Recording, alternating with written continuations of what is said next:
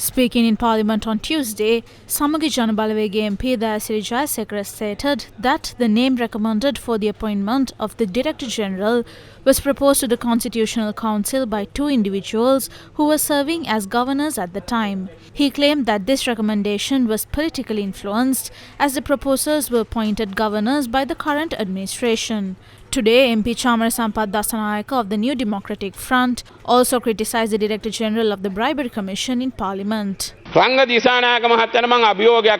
naming him directly, Ranga Disanayake. I challenge him, Nandana and the JVP crowd. The biggest theft in this country in 2017 was the bond scam involving Arjuna Mahendran, currently in Singapore.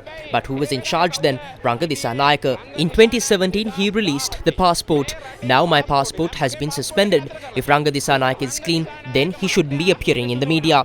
Legally, he shouldn't even be doing that. But he is making big media appearances. That is fine. But he must say who, as the fourth magistrate in 2017, released Arjuna Mahendran's passport. If it wasn't him, fine. But he must clarify. I have been charged with 3 indictments. I am not afraid to say it.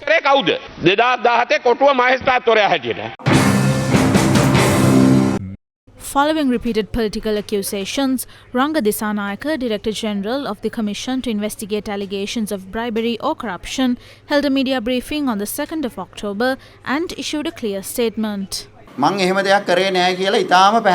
I don't recall whether there was a travel ban on Arjuna Mahendran. I clearly state that I did not do anything of that sort. Arrest warrants for Arjuna Mahendran, Ravi Karunanayake and others were issued in 2018 when I was serving as the 4th magistrate. Later they challenged those warrants in the Court of Appeal, claiming they were wrong. But what's being said now never happened. If I committed any wrongdoing as a judicial officer, you can file a complaint with the Judicial Service Commission. Now you can see their true intention. Why are they bringing this up now? Their motive is clear: to erode public trust. MP Chamara Sampath Dasanayake's criticism in Parliament of the Director General comes in the context of an ongoing investigation and legal action against him by the Commission related to alleged financial misconduct during his tenure as Chief Minister of the Uva Province. He was previously remanded and is currently out on bail. Amidst various criticisms regarding the appointment of the Director General of the Bribery or Corruption Commission, several legal experts today offered clarifications. It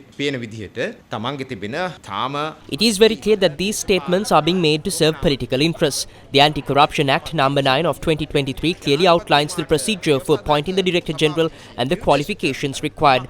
The issue being raised here concerns the legal professional qualifications of the Director General. The law states that the Director General must be a lawyer with at least 15 years of experience and sound knowledge in criminal proceedings. In this case, the current Director General has a well-established background. He practiced privately for a period, specializing in criminal law. He later served as a magistrate and a High Court judge, gaining substantial experience in criminal cases. That is why his name was recommended. The President is required to appoint the Director General based on a name recommended by the Constitutional Council. Accordingly, the President selected him. I see no issue here. If there's a legal concern regarding the definition or interpretation of the law, those raising it should take the matter to the appropriate court. What I see here is a psychological issue. When ordinary people feel fear about their future, their bodies, their existence, that is when they start shouting like this. තමන්ගේ පැවැත්ම සම්බන්ධයෙන් මිනිස්සු බියටපත් වුනහම තමයි මේ වගේ කෑකෝ ගැසීම් කරන්නේ. If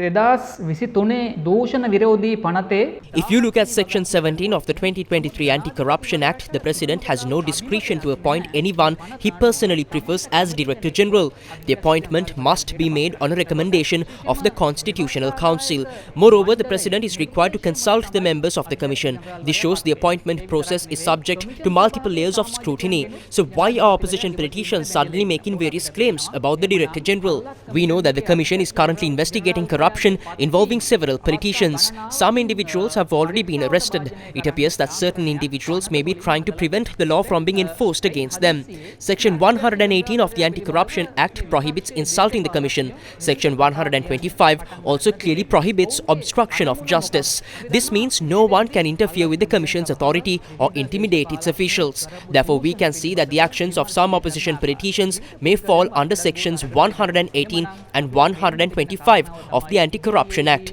These provisions are designed to protect the Commission from undue influence. That is why I believe the Commission should take action against those making baseless accusations, defamatory statements and politically motivated attacks against the Director General and its officials. තමන්ට එරෙහිව නීතිය ක්‍රියාත්මක වෙන එක වළක්ව ගන්න ඇතැම් අය උත්සාහ කරනවා වෙන්න පුළුවන්.